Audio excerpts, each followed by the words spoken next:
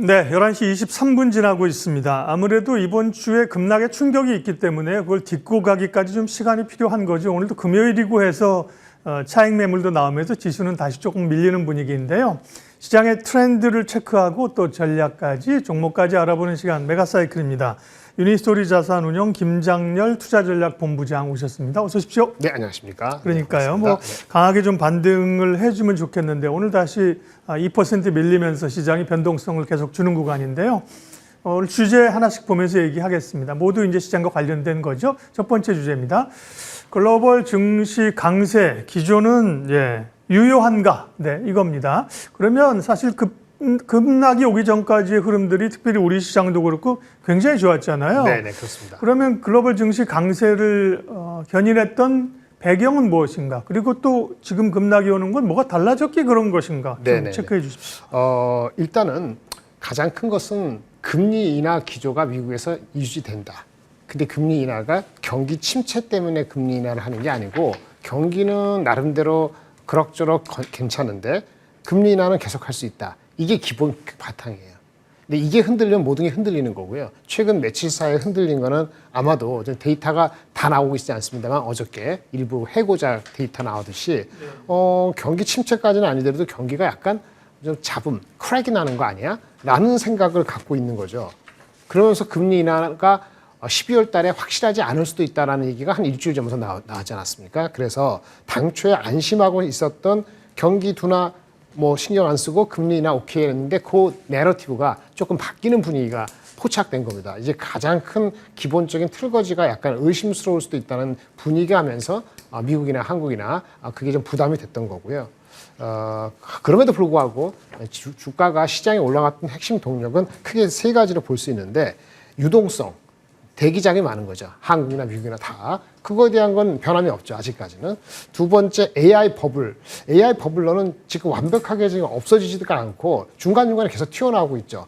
좀 이따 말씀드리겠습니다만 그 버블론에 대해서 반박할 수 있는 건 유일하게 실적밖에 없는데 그나마 실적이 메모리 반도체라든지 그런 업체를 중심으로 좋게 나오는 거는 하반 경직성을 기대할 수는 있는데 어쨌든 버블론이라는 것이 지속적으로 반복된다는 것이 여전히 신경을 한 곳에 쓰게 만드는 거고 맨 마지막으로 포모 현상인데요. 포모 현상은 이제 못하면 큰일 났어. 자산 무조건 사야 돼. 이런 분위기가 한껏 부풀렀다가 일단 어느 정도 마감까지는 아니더라도 조금 숨고르기 양상에 들어가는 겁니다. 결론적으로는 금리 인하는 확실치 않고 경기 침체까지는 아니더라도 둔화 조짐이 고용에서 나오고 유동성은 유지되지만 AI 버블로는 계속 나오는 상태에서 실적밖에 믿을 게 없다. 그래서 실적 관련되는 주식만 좀 반등하는 이런 패턴으로 조금 투자 심리가 위축된 상태라고 말씀을 드리겠습니다. 네, 코스피 사실 단기간에는 많이 올라왔죠. 물론 지수가 쉬지 않고 가면 계속 5천, 6천, 7,500 가면 좋겠습니다만 단기적으로 호흡을 좀 고르는 과정인 건데요. 그러면 지금 이제 코스피가 우리가 전망치가 굉장히 지금 높아진 흐름에서 조정이 그것도 하루 이제 변동폭이 크게 나옵니다. 왜냐하면 이제 지수의 레벨 자체가 이제 3천, 2천 얼마대랑 3천, 4천대랑 다르니까 변동폭이 이제 크게 나오는 건데요.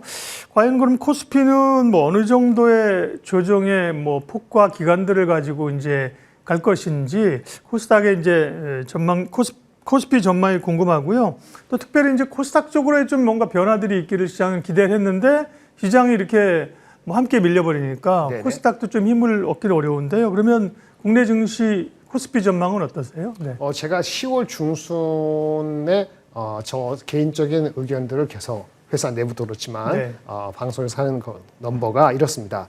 저는 3,830에서 3,950선 정도가 가시성이 있다라고 말씀을 드렸었고요. 만약에 그 정도는 이미 지금 사실 돌파한 거잖아요. 네, 그렇죠. 그리고 이제 여러 가지 부동산 규제라든지 상법 이런 것들이 주식 시장에 긍정적으로 유동성 측면에서 긍정적인 희망을 불러일으키면 여기서 5% 플러스 하면은 추가 상승 가능성은 4,020에서 4,150까지 갈 수 있다는 것을 제가 10월 추석 직후에 말씀드렸는데 거기까지 갔었죠. 그러네요. 지금 오늘 밀리고 있는데 기술적으로 결론부터 말씀드리면 우리 이동평균선 20일 이동평균선이 우리가 아마 오늘자까지는 모르겠는데 그저께 기준으로 3,860, 70입니다. 그거를 지지하느냐가 매우 중요한 것 같아요. 제가 말씀드린 3,830, 3,950 중간 정도 레벨이기 때문에 그 정도에서 지지가 안 된다면 그 문제가 있는 겁니다. 아까 제가 말씀드린 어제 그제 차트 보시는 것처럼 급락하면서 딱 딛고 올라왔었거든요. 네네네. 다시 고기를 좀 테스트하는 국면이죠. 그렇죠. 예. 그래서 아까 말한 것처럼 그래서 유동성의 이슈는 아니고 그 금리 인하가 확실치 않을 수도 있는데 고용 데이터가 헷갈리기 시작하고 AI 버블이 시도 때도 없이 나오고 실적은 좋습니다만 그런 주식만 일부 반응하고 네. 이런 상태인 거죠. 근데 또 하나 말씀드리면 두 가지가 있을 수 있어요. 원화가 약세라는 것이 계속 신경이 좀 쓰이는 겁니다. 1430 제가 기본적으로 4000까지는 갈 수 있다라고 본 거의 핵심 중에 하나의 요인이 세 번째 보시면 원달러 환율이 1430을 넘지 않으면서 한미 관세 협상이 잘 마무리되는 거였거든요. 근데 환율은 여전히 1440, 50으로 가는데 이거 신경이 쓰이는 거고 그게 외국인 자금을 지속적으로 들어오지 못하게 하는 어떤 역할을 단기적으로 할 수 있는 거고 맨 마지막으로 4천 넘다 보니까 제가 추론하기는 기사에도 나온 것 같습니다만은 국내 기관 중에서 큰 국민연금이 추가적으로 사는 것보다는 스탠스를 좀 바꿀 수도 있지 않을까라는 그런 우려가 제가 확인된 건 아니죠. 그런 우려가 나올 범짓한 주가 레벨로 올라왔다는 것이 네. 좀 부담스러운 수급 요인입니다.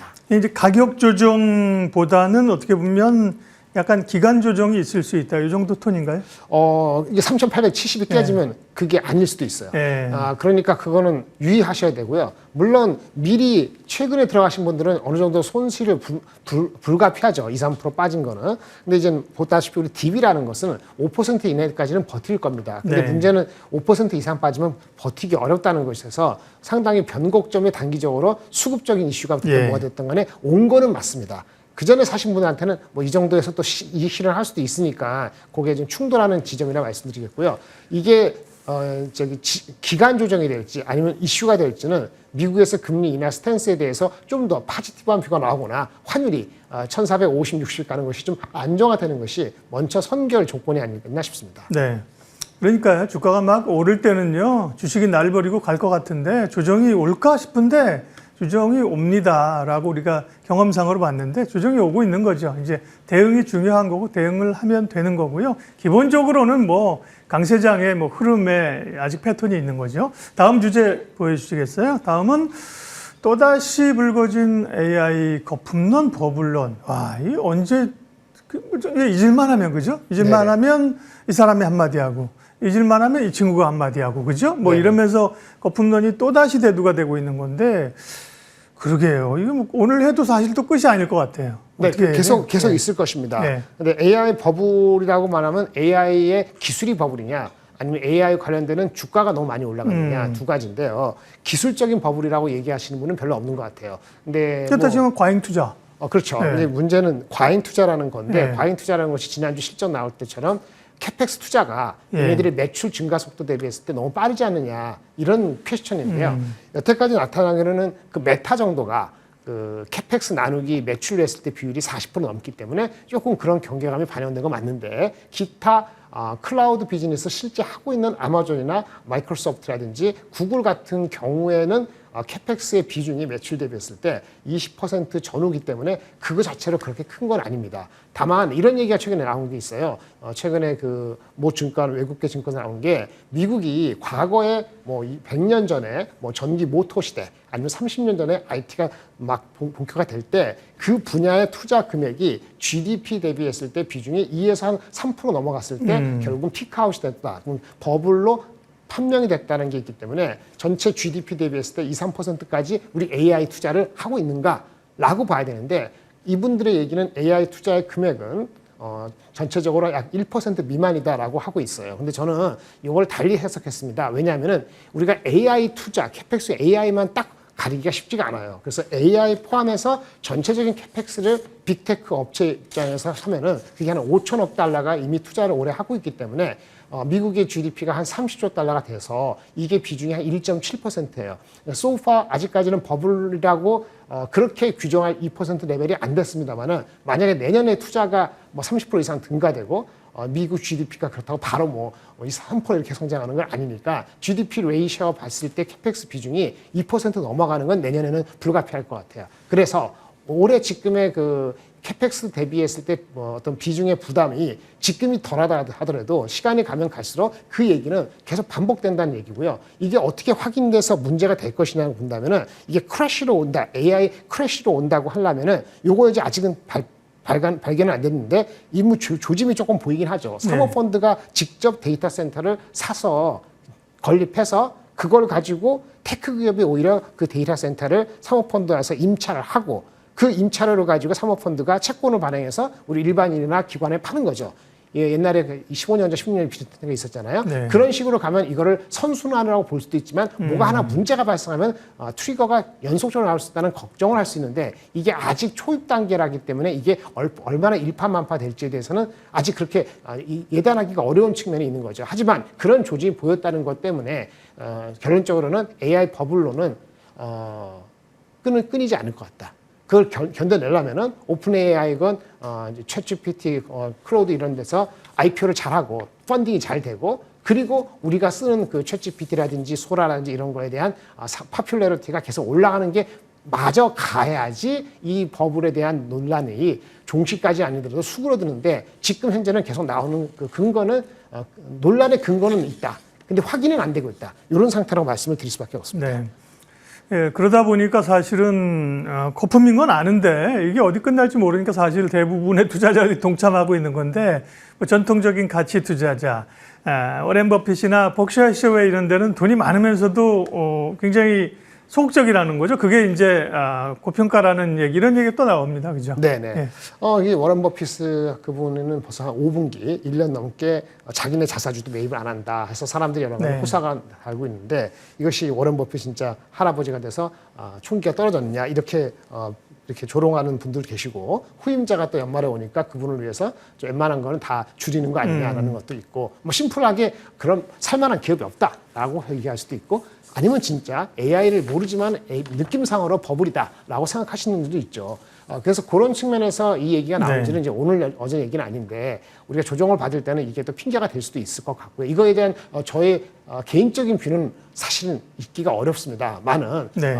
주가가 많이 올라왔을 때 4천 넘어갈 때는 그런 경계감을 갖고 있는 필요가 있는 거고 이미 3,800 이렇게 갈 때는 네. 그 경계감보다는 바이온 위크니스인지 아닌지 그런 판단을 해야 될 것 같습니다. 뭐 국내 투자자들은 그것보다도 사실 반도체 삼성전자, SK 하이닉스가 조정 양상이 어떻게 될 것이냐, 이익이 얼마나 늘어날 것이냐, 주가는 어디까지 다시 상승할 수 있을 것이냐 훨씬 더 관심이 많을 것 같은데요. 반도체 네. 기업에 대한 뷰. 삼성전자 하이닉스의 목표 주가 중에 하이닉스 목표 주가가 최근에 100만 원짜리가 나오지 않았습니까? 평균적으로는 70만 원 언저리나 그 정도가 목표 주가의 평균인데 최근에 100만 원이 나온 리포트가 나왔습니다. 내년 실적에 대해서 EPS, 내년에 한 7, 80조 정도 영업이익을 한다는 기준으로 했을 때 8만 원 정도 EPS 곱하기 얼마냐는 거죠. 그 과감하게 한 PE가 11배, 12배 주면은 100만 원도 부를 수는 있습니다만 우리가 통상 목표 주가를 할 땐 6개월에서 1년을 내다보는 건데 네. 이게 사이클 주식이다 보니까 내년도 실적이 80조가 나오든 70조가 나오든 상관이 없다는 게 아니고 그것만 가지고 충족이 안 될 수 있어요. 무슨 얘기냐면은 내년에 아무리 실적이 좋아도 내후년까지 가시거리가 땡겨져야지 내년도 밸류에이션을 10배, 11배를 넘게 되는 겁니다. 왜냐하면 사이클 주식이라는 퍼셉션이 워낙 크기 때문에요. 그래서 내후년도 이익에 대한 전망을 땡길 수 있는 그 시점에 됐을 때 이 목표 주가의 추가 상향의 어떤 정당성이 확보되는 거라서 제가 이분을 뭐라 그러는 건 아니고 이익이 단순히 80조다 해서 8만 원 곱하기 11배 갈 수 있지 않느냐 이렇게 질문하는 거하고 60만 원 넘어서 바로 사느냐 하고 좀 다른 얘기라는 거죠. 사이클 주식이기 때문에 빠질 땐 6배, 올라갈 때는 한 10배도 갈 수 있습니다만은 6배 하면 얼마죠? 88, 64, 64만 8배면 87이 56 하면 지금 정도예요. 그래서 7배 줄지 8배 줄지는 내후년도 실적에 대한 가시거리가 있어야 된다라고 말씀을 드리겠고 같은 개념을 삼성전자가 좀 안정되긴 합니다만 이미 PER이 10배 정도 오늘 많이 빠져서 9배 정도인데 싸죠. 싸다고 볼 수 있습니다만 그건 내년 실적이 내후년에도 깨지지 않고 또 20% 성장한다는 건데 예. 그 여부는 내년도 봄쯤 가야지 판별되지 않을까 싶어서 지금은 저점 매수로 접근하는 건데 저점 매수라는 개념이 이미 올해 4분기나 내년도 실적을 반영을 했기 때문에 앞자리가 충분히 바뀌어서 아주 편안하게 갈 수 있다 이렇게 판단하는 건 조금 이른감이 없지 않아 있습니다. AI와 반도체 이야기 궁금해하실 삼성전자, 하이닉스 얘기했고요.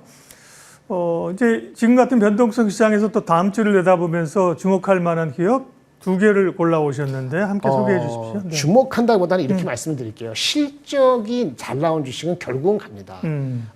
근데 이제 그것도 지금 장이 애매하고 수급이 애매할 때는 한 번에 들어가시면 안 돼요. 그래서 최근에 많이 올라왔던 주식들이 주가가 목표 주가 다 근접했기 때문에 분할로 접근하시기만을 말씀드리는 거고, 아무래도 PCB 업체가 좋긴 한데 이수나페타스라든지 두산 같은 경우도 목표 주가에 다가왔기 때문에 항상 말씀드리는 거, 네. 목표 주가 곱하기 80, 85, 그러니까 10% 15% 정도 여유가 있을 주식만 접근하시는 것이 필요합니다. 이수나 두산은 아마 그 여유가 지금은 쉽지 않을 것 같고요. 대덕전자는 많이 올랐습니다만 그런 여유가 아직은 있어 보여서 네. 저점 매수의 가능성이 있어 보인다는 말씀을 PCB 업체 드리겠습니다. 가운데 대덕전자 그리고요. 예. 현대차 같은 경우는요, 많은 분들이 갖고 계신데 제가 추천드리는 건 절대 아닙니다만, 왜 주가가 최근에 가다가 말았느냐 본다면은 단순히 15% 관세를 바뀐 것 자체는요, 27만 원, 6만 원 갔을 때 대충 반영이 다 된 거예요. 추가적으로 저번에 깐부치킨이라는 그 얘기, 그래서 뭐 자동차에도 로봇을 해서 생산성을 높이고 뭐 하고 한다는 그거 자체에 대해서 최근에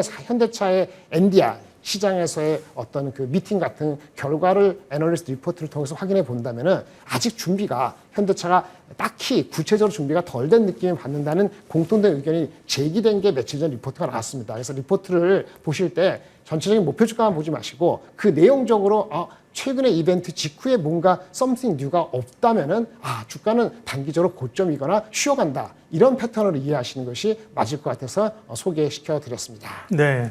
기업 이야기까지 했습니다. 금요일쯤 증시가 흔들리고 있고요. 다음 주 월요일 날 스페셜리스트 잠깐 예고하겠습니다. 미중산업경제연구소 조용찬 소장님과 함께 흔들리는 AI 버블론, 또 이제 오늘 미국 증시 흐름이 남아 있고요. 다음 주 초에 이 부분과 함께 또 미중 간의 반도체 전쟁은 여전히 하지 않습니까? 그 부분 체크하도록 하겠습니다. 오늘 시장 트렌드와 함께 전략 분석 유니스토리 자산운용 김장렬 본부장 함께 했습니다. 고맙습니다. 감사합니다.